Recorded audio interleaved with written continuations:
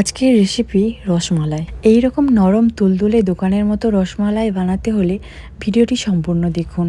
সবার প্রথম আমি এখানে 1 বাটি গুঁড়ো দুধ নিয়ে নিয়েছি। এবার এর মধ্যে দিয়ে দেব 1 চিমটে বেকিং পাউডার, দিয়ে দেব 1 চামচ ঘি। এইভাবে 2 থেকে 3 মিনিট ভালো করে মিশিয়ে নেব। এবার এর মধ্যে দিয়ে দেব একটি ডিম। এবার সব কিছু ভালো করে মিশিয়ে একটি ডো বানিয়ে নেব। একটু ঘি নিয়ে হাতে ভালো করে লাগিয়ে নিন। এবার ছোট ছোট লেচি কেটে হাতের সাহায্যে মিষ্টির শেপ দিয়ে দেব। এইভাবে সুন্দর করে মিষ্টিগুলো আমি এখানে 8টি মিষ্টি তৈরি করেছি। এবার একটি পাত্রে 1/2 লিটার দুধ নিয়ে নিয়েছি, দিয়ে দেব 2টো এলাচ। এবার এর মধ্যে দিয়ে দেব 5 চা চামচ চিনি। এইভাবে 15 থেকে 20 মিনিট ফুটিয়ে নেব। আপনারা নিশ্চয়ই দেখতে পাচ্ছেন কতটা সফট আর স্পঞ্জি হয়েছে। সো ফ্রেন্ডস, ভিডিওটি ভালো লাগলে অবশ্যই সাবস্ক্রাইব করুন এবং লাইক, শেয়ার, কমেন্ট করতে ভুলবেন না।